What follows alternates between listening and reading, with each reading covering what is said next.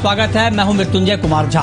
इस खास शो के जरिए हम आपको बताते हैं आज का बाजार का पूरा एक्शन और साथ ही अगले हफ्ते का बाजार कैसा रहेगा, अगले हफ्ते आपको कहां पर कमाई के मौके मिलेंगे, इस पर हमारी पूरी नजर होती है। तो आपकी तैयारी कराने के लिए आज हमारे साथ हैं जी बिजनेस के मैनेजिंग एडिटर अनिल सिंघवी और साथ ही मेरे साथ मेरी पूरी टीम तैयार है, जिसमें कुशल हमें बताएंगे आज के मार्केट का पूरा एक्शन, संदीप बताएंगे आने वाले दिनों में बाजार की चाल कैसी रह सकती है, पूजा हमें बताएंगी कि लोन मोरेटोरियम बढ़ने का एनबीएफसीज के ऊपर कितना बड़ा इंपैक्ट हो सकता है, ये डिटेल में हमें पूजा समझाएंगी।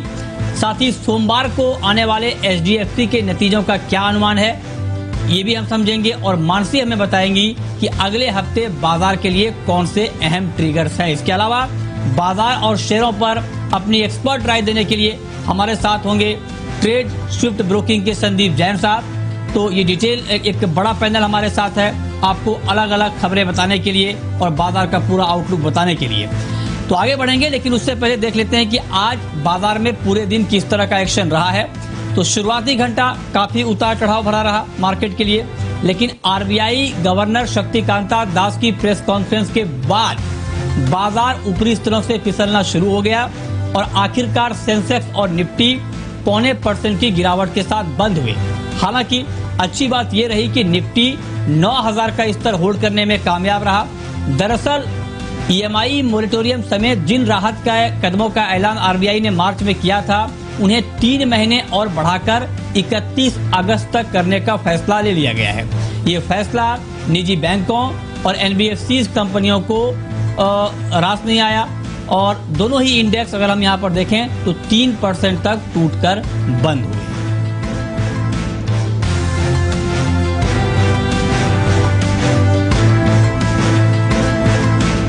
और अब रुक करते हैं आज के बाजार पर एडिटर्स टेक का, और ये बताने के लिए हमारे मैनेजिंग एडिटर अनिल सिंघवी हमारे साथ जुड़े हुए हैं। अनिल जी, बहुत बहुत स्वागत है आपका।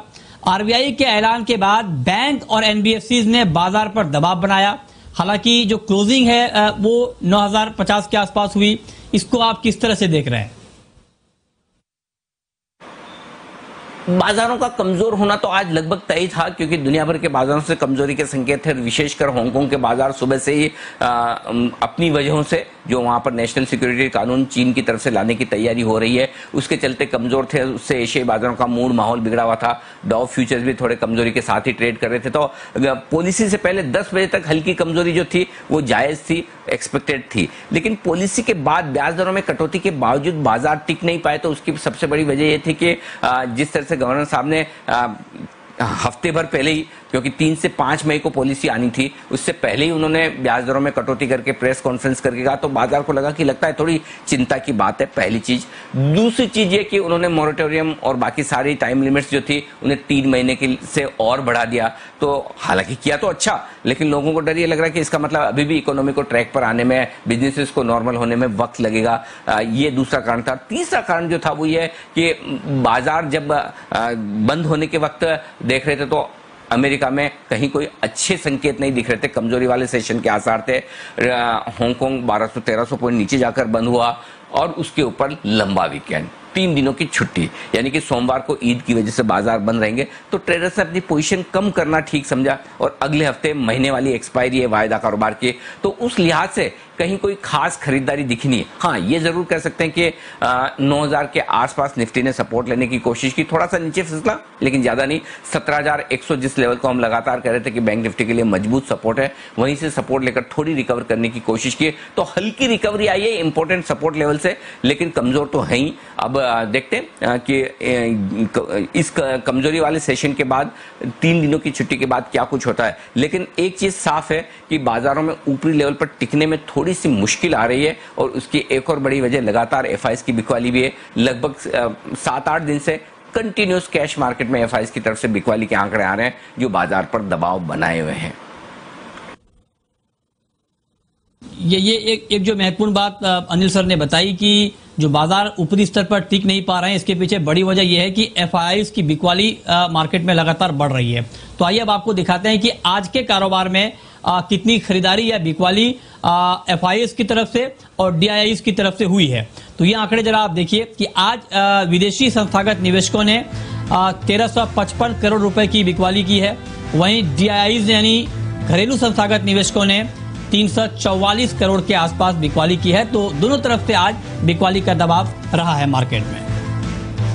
और अब आपको ये बताते हैं कि जो गिरावट हमने मार्केट में देखी, आज की गिरावट में कौन कौन सी ऐसी खबरें रही जिसकी भूमिका ज्यादा रही, कौन कौन से ऐसे सेक्टर रहे जिसकी भूमिका ज्यादा रही, डिटेल बताने के लिए हमारे साथ कुशल गुप्ता हमारे सहयोगी जुड़े हैं। कुशल, बताइए। तो 3 दिनों की तेजी के बाद आज बाजार में भारी बिकवाली हमें नजर आई। इनफैक्ट कारोबारी हफ्ते का आखिरी दिन था और आरबीआई गवर्नर की जब प्रेस कॉन्फ्रेंस हुई तो उन्होंने जो 40 बेसिस पॉइंट का कट किया रेपो रेट में, उसके बाद बैंक निफ्टी में एक भारी गिरावट रही और 600 पॉइंट तक लुढ़कता हुआ नजर आया। और ये जो कमजोरी थी ये लगातार पूरे दिन के दौरान जारी रही। यहां पर निफ्टी में लूजिंग साइड्स पर डेफिनेटली जितने भी एनबीएफसीज और बैंक्स थे वहां पर दबाव दिखा, पर कहीं ना कहीं जो पॉजिटिव इंडिकेशंस दे रहे थे उसमें जी एंटरटेनमेंट टॉप गेनर निकल के आया। करीब 7-8% की तेजी यहां पर रही। वहीं सेक्टर स्पेसिफिक अगर मैं बात करूं तो एनबीएफसीज जो रेपो रेट में कट हुआ उसके बाद तो इसमें काफी ज्यादा गिरावट रही, क्योंकि 3 महीने के लिए मॉरेटोरियम जो है अवधि उसको भी बढ़ा दिया गया। तो उसका नेगेटिव इंप्लीकेशन तमाम एनबीएफसीज पर भी शायद कहीं ना कहीं पड़ता हुआ नजर आया। तो Equitas holdings, Mahindra and Mahindra finance जैसे शेयर जो है गिरावट दिखाते हुए नजर आए। वहीं प्राइवेट बैंकिंग स्पेस को भी अगर आप देखें तो axis bank, federal bank, ICICI bank जैसे शेयर 6 से 8% की गिरावट आज के दिन में इमीडिएटली जब रेपो रेट का अनाउंसमेंट हुआ उसके बाद होती हुई नजर आई।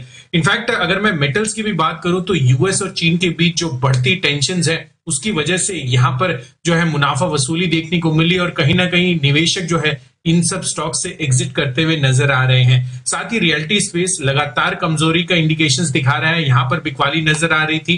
पर 2 स्पेस ऐसे थे जहां पर पॉजिटिविटी रही, जैसे कि IT space, NIIT, Tech, Infosys जैसे शेयरों में 3-3.5% तक का उछाल रहा। और साथ ही फार्मा कंसिस्टेंट डिफेंसिव स्टॉक्स है और यहां पर तेजी आज भी इतनी गिरावट वाले बाजार में भी रही। ओके, तो ये खबरें रही और उन खबरों के दम पर कहां पर एक्शन दिखा ये आपको कुशल ने बताया। लेकिन अब रुक करते हैं अपने खास मेहमान का और हमारे साथ हैं ट्रेड स्विफ्ट ब्रोकिंग के संदीप जैन साहब। संदीप जी, बहुत बहुत स्वागत है आपका। लॉन्ग वीकेंड है, 3 दिन की छुट्टी है, मंगलवार को बाजार खुलेगा। तो मंगलवार को जब बाजार खुलेगा तो बाजार खुलने के बाद मंगलवार के दिन के लिए यानी इंट्राडे के लिए कहां पर आपको लगता है कि ट्रेड करना ठीक रहेगा? बिल्कुल, देखिए ट्रेडिंग अपॉर्चुनिटीज तो ढूंढेंगे ही। वैसे लॉन्ग वीकेंड है तो उसके बाद थोड़ा डर भी लगता है किस तरीके से मार्केट खुलेंगे और फ्राइडे को इंडियन मार्केट्स बंद रहेंगे और बाहर के मार्केट्स कुछ खुले रहेंगे। और जिस तरीके से कोरोना के केसेस पे नजर बनी हुई है, ऑलरेडी कोविड के केसेस बढ़ रहे हैं और चीजें बैक टू नॉर्मल आने की कोशिश की जा रही है और सरकार भी काफी एक्टिवली धीरे धीरे खोल रहे हैं, जैसे कि एयरलाइंस खोल रहे हैं। तो मुझे ऐसा लगता है कि कहीं ना कहीं आज बैंक्स एंड एनबीएफसीज ने माहौल को खराब किया।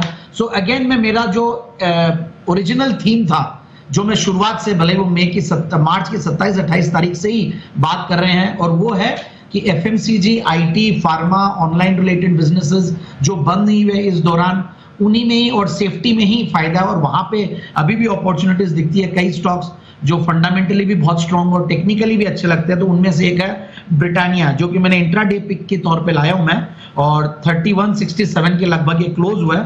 3230 से लेकर 3250 का टारगेट और 3130 का एक स्टॉप लॉस लगा।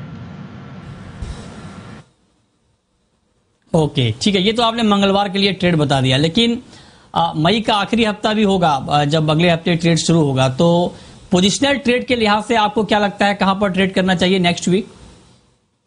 बिल्कुल बिल्कुल, देखिए जिस तरीके से लास्ट वीक है काफी क्रूशियल वीक है। मई महीना जो कि सबसे डेंजरस महीना माना जाता है साल भर में, जैसा कि अनिल जी भी हमेशा कहते हैं कि sell in May and go away, तो मेरा भी यही नारा था कि when in May stay away. कहीं ना कहीं ऐसा लगता है कि इस महीने में बहुत कॉशियसली काम करना चाहिए और ये महीना खराब ही गया और जी बिजनेस के व्यूअर्स को तो काफी फायदा मिला कि लेना नहीं है और अननेसेसरली काफी वॉलेटिलिटी देखी। बट फिर भी मैं यही कहूंगा कि जो एफएमसीजी, फार्मा, आईटी, ये जो थीम है इसके साथ मैं स्टिक करूंगा। और Tech Mahindra as compare to peers ये थोड़ा अंडर परफॉर्मर रहा है, डाउनसाइड रिस्क मुझे कम दिखती है, हालांकि रिजल्ट्स अच्छे नहीं थे, बट फिर भी बाइंग की राय है। और 529 के लगभग आज क्लोज हुआ है। 545 से लेकर 550 का टारगेट, 520 का स्टॉप लॉस। तो रिस्क रिवॉर्ड रेशियो भी बढ़िया लगता है, सेक्टर भी बढ़िया लगता है, और मार्केट कहीं भी थोड़ा भी पॉजिटिव रहेगा तो ये स्टॉक आउट परफॉर्म कर जाएगा। सो पोजिशनल पिक के तौर पे टेक महिंद्रा। ओके, तो आपको इंट्राडे की पिक मिल गई है, पोजिशनल पिक मिल गई है, लेकिन अभी आपको बहुत कुछ मिलना बाकी है। आगे आपको लॉन्ग टर्म की पिक मिलेगी, ऑप्शन का ट्रेड मिलेगा, और इंडेक्स की क्या चाल होगी मंगलवार को, इस पर हम बात करेंगे। लेकिन अब हम आपको बताने वाले हैं एक बेहद खास रिसर्च ये है कि आगे बाजार की चाल आखिर रहेगी कैसे। जो जितनी खबरें आ रही हैं कोरोना को लेकर और इकोनॉमी को लेकर, इन सब के बीच मार्केट में आगे तेजी रहेगी या मंदी रहेगी, बाजार पर बुल हावी रहेगा या फिर बियर के पास चाबी रहेगी। ये डिटेल रिसर्च के साथ हमारे सहयोगी संदीप जुड़ चुके हैं। संदीप, बताइए। देखिए, बाजार में कश्मकश वाला माहौल है और आप देखिए दोनों तरफ के सौदे होते हुए दिख रहे हैं। बुल्स और बियर्स की आप देखिए एक बड़ी जंग होती हुई दिख रही है, लेकिन जो पलड़ा है वो कहीं ना कहीं बियर्स का भारी नजर आ रहा है। पहले मैं आपको उन्हीं के पॉइंटर्स बताता हूं। देखिए, पहली बात, आरबीआई गवर्नर ने 3 महीने के लिए मॉरिटोरियम बढ़ा दिया। अब दिक्कत की बात तो यह है कि जिन बैंक्स को, एनबीएफसीज को मॉरिटोरियम देना है, उनके क्या हालात होते हुए दिखेंगे, और आपने देखा भी शुक्रवार को किस तरह से वहां पे भारी मार पड़ती हुई दिखी। दूसरी बात है, ग्लोबल चिंताएं बढ़ रही हैं। यूएस चीन के बीच में जिस तरह से चिंताएं बढ़ रही हैं, चाहे वो पहले ट्रेड वॉर की बात थी, कोरोना को लेकर थी, अब हांगकांग को लेकर जो इश्यूज आ रहे हैं, वो कहीं ना कहीं दिक्कतें बनी रहेंगी। उसका भी इंपैक्ट आप मार्केट्स पे देखेंगे। एफआईज लगातार बेच रहे हैं, 8 दिन से कैश में उनकी बिकवाली होती हुई दिख रही है। कोरोना के जो मामले हैं वो रुकने का नाम नहीं ले रहे हैं, पीक आउट ही नहीं हो रहे हैं, तो उसका इंपैक्ट कहीं ना कहीं मार्केट्स में जरूर देखने को मिलेगा। और 3 दिन का लंबा वीकेंड है, तो उससे पहले कहीं ना कहीं जो लॉन्ग पोजीशंस हैं, जो तेजी के पोजीशंस हैं, वो अनवाइंड होती हुई दिखेंगी। तो कहीं ना कहीं जो बियर्स हैं, जो मंदी करने वाले हैं, उनका पलड़ा भारी नजर आ रहा है। अब जो बुल्स हैं, तेजी करने वाले, उनके लिए क्या है, रेपो रेट में कमी हो गई, करीब आधे % के आसपास और कट गया, तो बैंकों के पास और बैंडविड्थ होगी अपने लोन ग्रोथ को बढ़ाने के लिए। इकोनॉमी को कहीं ना कहीं सहारा मिलता हुआ दिखेगा, लेकिन कब तक आएगा कहना मुश्किल है। हाँ, ये बात जरूर है कि कुछ एक लोग कह रहे हैं कि कोरोना से जुड़ी हुई जो चिंताएं हैं वो बाजार में डिस्काउंटेड है। बाजार पहले से इस चीज को पचा चुका है, और इसका अंदाजा आप ऐसे भी लगा सकते हैं कि लॉकडाउन से राहत मिलनी शुरू हो गई है। काफी सारी ऐसी चीजें हैं जो सरकार ने खोलना शुरू कर दिया है। कच्चा तेल वैसे ही नीचे आ रहा है, हमारा जो इंपोर्ट बिल है वो कम होता हुआ दिखेगा, और उसके साथ साथ जो आत्मनिर्भर भारत को लेकर अनाउंसमेंट हुए थे, उसमें इंडिजीनियस जो स्वदेशी चीजें हैं उसके ऊपर काफी फोकस होगा। तो हमारा सीएडी यानी कि करंट अकाउंट डेफिसिट का कम होगा, हमारा रुपया मजबूत होता हुआ दिखेगा। तो ये कहीं ना कहीं तेजी वाले जो लोग हैं, जो तेजी करने वाला तबका है, वो उनके लिए ये ऐसे कुछ चीजें हैं जो वो ध्यान में रख रहे हैं। लेकिन मैं फिर कहूंगा, मंदी करने वालों का बीएस का पलड़ा भारी है। ओके, तो ये आपको डिटेल में संदीप ने बताया कि आगे पलड़ा किसका भारी रहने वाला है, बुल हावी या बियर के पास चाबी। ठीक है, आगे बढ़ते हैं। एक और चौंकाने वाली खबर हम आपको बताने वाले हैं कि 2 लाख करोड़ रुपए का कर्ज रिपेमेंट खतरे में पड़ सकता है। क्यों, ये बता रही है आपको पूजा। बताइए पूजा। जी, आज जो अनाउंसमेंट की आरबीआई ने, मॉरिटोरियम को वो 6 महीने के लिए और एक्सटेंड कर सकती है, यानी कि 31 अगस्त तक एक्सटेंड कर सकती है। इससे बैंक को तो कहीं ना कहीं दिक्कत होगी, और हम लगातार बात भी कर रहे थे कि उनको प्रोविजनिंग काफी करनी पड़ सकती है, लेकिन उससे बड़ी दिक्कत अब एनबीएफसी के सामने खड़ी हो सकती है। और माना जा रहा है कि माइक्रो फाइनेंस पोर्टफोलियो, यहां से उनको काफी ज्यादा दिक्कत हो सकती है, और 2 लाख करोड़ के लोन रिपेमेंट खतरे में आ सकते हैं, क्योंकि ये जो मॉरिटोरियम दिया गया है, अब हो सकता है कि काफी लोग इसको अवेल करें, क्योंकि माइक्रो फाइनेंस में और एनबीएफसी जिनको लोन देती है उसमें ज्यादातर लघु उद्योग है, जो छोटे कारोबारी है वो होते हैं। तो अब उनको दिक्कत हो रही है काम करने में, काफी लोगों को रेवेन्यू जनरेट नहीं कर पा रहे, उनको आय नहीं मिल रही, उनकी कोई इनकम नहीं है, इस वजह से वो ये लोन रीपे भी नहीं कर पा रहे हैं। अब ये जो एक्सटेंड हो चुका है 31 अगस्त तक, दिक्कत बढ़ेगी एनबीएफसी को, क्योंकि उनको भी रीपेमेंट मिलने में दिक्कतें होंगी। और प्लस अभी भी यही सिचुएशन है कि बैंक से उनको मोरेटोरियम के फ्रंट पर राहत नहीं मिल रही, यानी कि बैंक्स अभी भी हिचकिचा रहे हैं एनबीएफसीज को राहत देने में। तो एक तरफ एनबीएफसीज को कोई रिलीफ नहीं है, दूसरी तरफ उनको यहाँ पर जो जितने भी उनके ग्राहक हैं उनको ये मोरेटोरियम का जो फायदा है वो देना पड़ेगा। अगर इस तरह की सिचुएशन होती है तो माना जा रहा है कि इनके लिए एसेट लायबिलिटी मिसमैच की भी समस्या खड़ी होगी, लिक्विडिटी की भी एक बड़ी समस्या खड़ी हो सकती है। लॉकडाउन बढ़ चुका है तो इनके जो बेहतर मैनेज डैमेज्ड जो कंपनियां हैं उनको भी रिवाइवल होने में करीब 6 से 9 महीने का टाइम लग सकता है और माना यही जा रहा है कि करीब करीब 2 लाख करोड़ के जो लोन है उनको रीपेमेंट करने में खतरे में आ सकते हैं। ओके, तो ये डिटेल में आपको पूजा ने समझाया कि क्यों 2 लाख करोड़ रुपए के कर्ज का रीपेमेंट खतरे में पड़ सकता है। लेकिन अब बात करेंगे रिजल्ट की, और सोमवार को HDFC के नतीजे आएंगे। कैसे रह सकते हैं नतीजे, मुनाफा क्या रह सकता है, आय कितनी हो सकती है, ये डिटेल जानकारी के साथ पूजा हमारे साथ बनी हुई है। पूजा बताइए। जी, इस बार ब्याज से आय में हमारा अनुमान है कि 6.8% की ग्रोथ रहेगी। मुनाफे में 27% की गिरावट देखने को मिल सकती है। तो HDFC लिमिटेड के केस में जो ग्रोथ रहेगी वो धीमी रहेगी। मुनाफे में इतना बड़ा असर पड़ने की 2 वजह है। पहला तो यह है कि इस बार HDFC बैंक की तरफ से कोई डिविडेंड आय इनको नहीं होगी जिससे हम देते थे कि अमूमन उससे सहारा मिलता था, और दूसरी वजह यह है कि कोविड-19 के चलते उनको एक बड़ी प्रोविजनिंग करनी पड़ सकती है। करीब 1000 से 1100 करोड़ की प्रोविजनिंग यहाँ पर कंपनी को करनी पड़ सकती है। तो उसका एक बड़ा असर मुनाफे पर देखने को मिलेगा। जो थोड़ा बहुत सहारा है वो ग्रुप फाइनेंस के हिस्सा बिक्री से मुनाफे को सहारा मिल सकता है। जनवरी में देखा था स्टेक सेल हुआ था HDFC लिमिटेड की तरफ से, तो उससे थोड़ा बहुत सहारा जरूर मिलेगा। लेकिन ओवरऑल ये जो क्वार्टर रहेगा ये धीमी ग्रोथ ही देखने का अनुमान है। प्रोविजनल आंकड़े भी जो हमने देखे थे थोड़े वीकर साइड पे इस बार देखे गए थे। इसके अलावा कमेंट्री क्या आती है मैनेजमेंट की तरफ से ये काफी इंपॉर्टेंट होगी देखनी। एसेट क्वालिटी स्टेबल है, कोई प्रॉब्लम नहीं है, लेकिन आने वाले समय के लिए इनकी बुक्स को लेकर किस तरह की कमेंट्री निकल कर आती है और कितनी बड़ी दिक्कत आ सकती है HDFC लिमिटेड के सामने, ये देखना काफी इंपॉर्टेंट होगा। संदीप जी, जो अभी पूजा ने बताया HDFC के नतीजे कैसे रह सकते हैं, इस अनुमान को देखते हुए आपका नजरिया क्या बन रहा है इसके ऊपर, बिल्कुल संक्षेप में।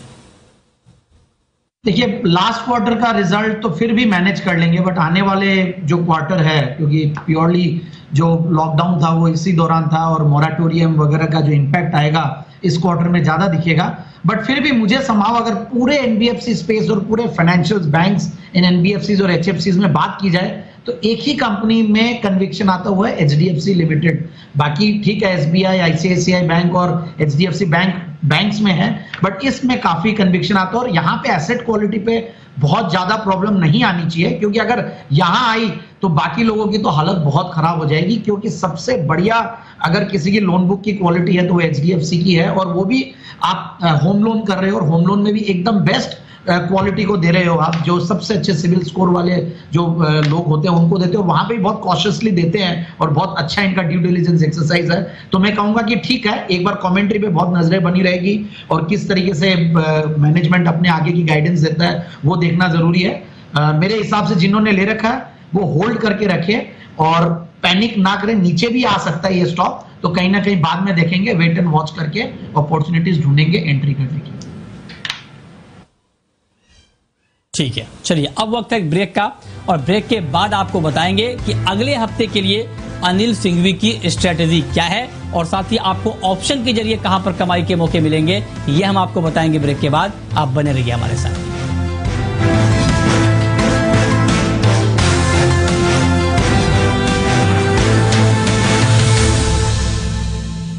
और अब वक्त है ये जानने का कि अगले हफ्ते बाजार की चाल क्या होगी, आपकी रणनीति क्या होनी चाहिए। बताने के लिए हमारे मैनेजिंग एडिटर अनिल सिंघवी हमारे साथ जुड़े हैं।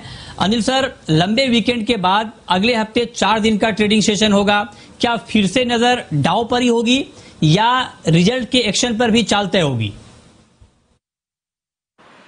जब 3 दिनों के लंबे वीकेंड के बाद हम मंगलवार को ट्रेड के लिए लौटेंगे तो सबसे ज्यादा अहमियत तो होगी दुनिया भर के बाजारों के संकेतों की, क्योंकि चीन, हांगकांग और अमेरिका का ट्रायंगल ये किस तरह की खबरें देता है ये बड़ा इंटरेस्टिंग है। चीन और हांगकांग के बीच में तनाव चल रहा है, अमेरिका उसमें बीच में कूदने की कोशिश कर रहा है, तो किस तरह के स्टेटमेंट्स आते हैं उस पर नजर आएगी।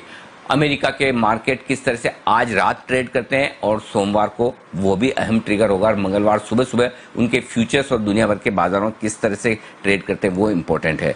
हमारे बाजार अहम सपोर्ट लेवल के आसपास बंद हुए हैं, तो हो सकता है अगर आपको अच्छे संकेत मिले तो एक रिकवरी बन जाए, लेकिन नतीजों के लिहाज से सोमवार को HDFC लिमिटेड बाजार के इस दिग्गज के रिजल्ट आएंगे, उस पर नजर आएगी, और मंगलवार से तो फिर नतीजों की लंबी लिस्ट है। लेकिन FIs के आंकड़े और साथ ही वायदा कारोबार के संकेत, ये वो ट्रिगर हैं जो अगले हफ्ते के लिए काफी इंपॉर्टेंट होंगे। क्यों? क्योंकि एफआईज कैश मार्केट में लगातार बिकवाली कर रहे हैं और अगले हफ्ते वायदा कारोबार के लिहाज से वीकली नहीं मंथली एक्सपायरी है और 3 ही दिन बचेंगे आपको, क्योंकि मंगलवार को आप ट्रेड पर आएंगे। तो उस लिहाज से ढेर सारे ट्रिगर्स आपके पास होंगे मंगलवार के दिन। जहां तक रेंज का सवाल है, नीचे 8,800 8,900 निफ्टी पर मजबूत सपोर्ट है। ऊपरी स्तरों पर 9,200 के पार निकलने के बाद थोड़ी और बेहतर तेजी की आप उम्मीद कर सकते हैं।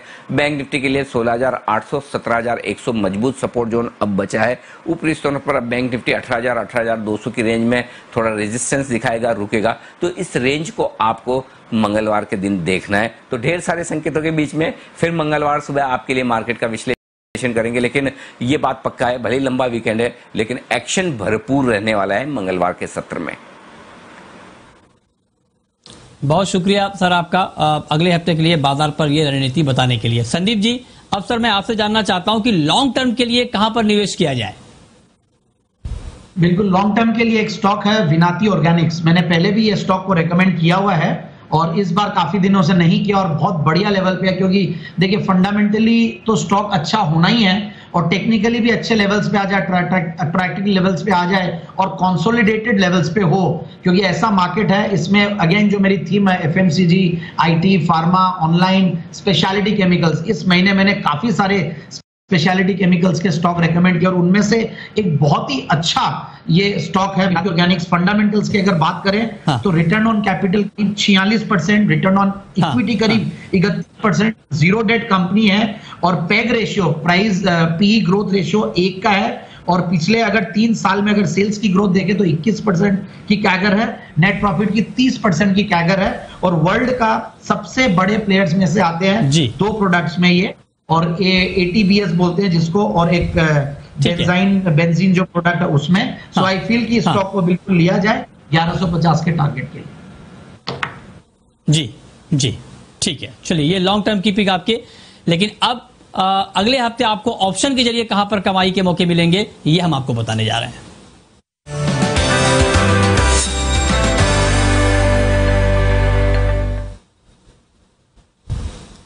और ऑप्शन का ट्रेड बताने के लिए हमारे साथ हैं ट्रेड बुल्स सिक्योरिटीज के सच्चिदानंद उत्तेकर जी।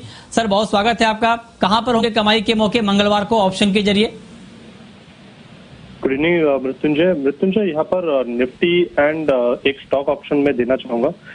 निफ्टी का अगर हम दायरा देखें तो क्लियरली 8800 के आसपास एक अच्छा सपोर्ट देखा गया था इस हफ्ते, एंड जिस तरीके से रिकवरी हुई है 8900 9000 के आसपास निफ्टी ने काफी अच्छा समय बिताया है। बट डायरेक्शनल मोमेंटम के लिहाज से 9200 9230 ये काफी इंपॉर्टेंट है और इसके ऊपर अगर बाजार सस्टेन कर देता है तो काफी बड़ी या अच्छी एक डायरेक्शनल मोमेंटम मिल सकता है बाजार में अगले हफ्ते के लिए।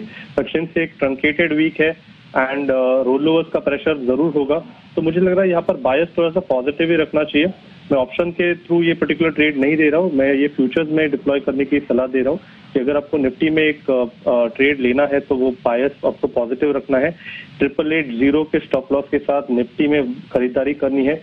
9000 के आसपास ही आपको खरीदारी करनी चाहिए एक छोटे से डिक्लाइन पे, एंड इस पर्टिकुलर ट्रेड के लिए टारगेट होगा अराउंड 90 to 30 का। ये जो ब्रेकआउट लेवल है वहां पर मुझे लग रहा है एक बार वापस आपको पोजीशन रिव्यू करनी चाहिए। बट स्टांस मुझे लग रहा है कि अगले हफ्ते के लिए शुरुआती दौर में थोड़ा सा पॉजिटिव रखने में कोई हर्ज नहीं है। 8880 के स्टॉप लॉस के साथ लॉन्ग बायस रखिए 92 30 के टारगेट के लिए निफ्टी में। एंड जो ऑप्शन का ट्रेड में सजेस्ट कर रहा हूँ वो टेक महिंद्रा ही है। इनफैक्ट जिस तरीके से इस पर्टिकुलर स्टॉक में एक 500-510 के आसपास सपोर्ट बना था, एक काफी हैवी कॉल राइटिंग पोजीशन थी अराउंड 530 के आसपास, और जिस इंटेंसिटी से ये पर्टिकुलर लेवल वापस आज ब्रेक हुआ है तो मुझे लग रहा है यहाँ पर एक अच्छा फॉलो थ्रू एक्शन आ सकता है अगले हफ्ते में। अराउंड 545-550 तक ये पर्टिकुलर मूव एक्सटेंड होनी चाहिए। तो इस पर्टिकुलर मूव में पार्टिसिपेट करना है 530 के कॉल ऑप्शन वाया, जो लगभग 7 से 6 रुपए के रेंज में आपको खरीदना है। 2.5 रुपए का आपको लगाना है stop loss, and probability of a target of around 18 मुझे लग रहा है अगले हफ्ते के एंड तक आनी चाहिए। तो यहाँ पर एक लॉन्ग पोजीशन रखनी है टेक महिंद्रा में।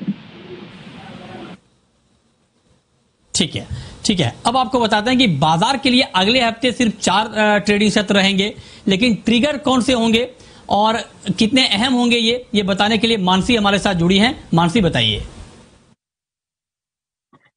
जी बिल्कुल, अगले हफ्ते कई सारे नतीजे हैं जो कि आने वाले हैं। इंपॉर्टेंट वंस की अगर मैं बात करूं, HDFC Limited, Bata, Torrent Pharma, Max Financial, Dabur, Sun Pharma, Ujjivan Finance, United Spirits, Lupin, TVS Motor, Equitas Holding, Voltas, Amara Raja Batteries जैसे तमाम नतीजे हैं जिन पर नजर रहेगी अगले हफ्ते के लिए। इसके अलावा इंपॉर्टेंट ट्रिगर्स अगर देखें, रमजान के चलते आपको बता दें सोमवार के दिन भारतीय बाजार तो बंद रहेंगे, लेकिन इसके अलावा कुछ एक ट्रिगर्स जिस पर ध्यान रहेगा। सोमवार के दिन दीपक फर्टिलाइजर का राइट इशू है, उस पर फैसला आना है। और साथ ही 25 मई यानी कि सोमवार के दिन से ही देश में घरेलू उड़ानें, डोमेस्टिक फ्लाइट शुरू होने जा रही हैं।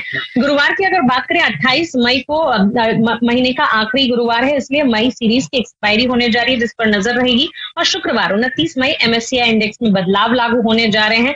29 मई की क्लोजिंग से ध्यान रखिएगा ये बदलाव लागू होंगे। NIT टेक्नोलॉजीज का बायबैक भी शुक्रवार को खुलने जा रहा है, 29 मई से 11 जून तक ही खुला रहेगा। और साथ ही Q4 GDP के आंकड़े भारत के 29 मई को आते हुए हम देखेंगे।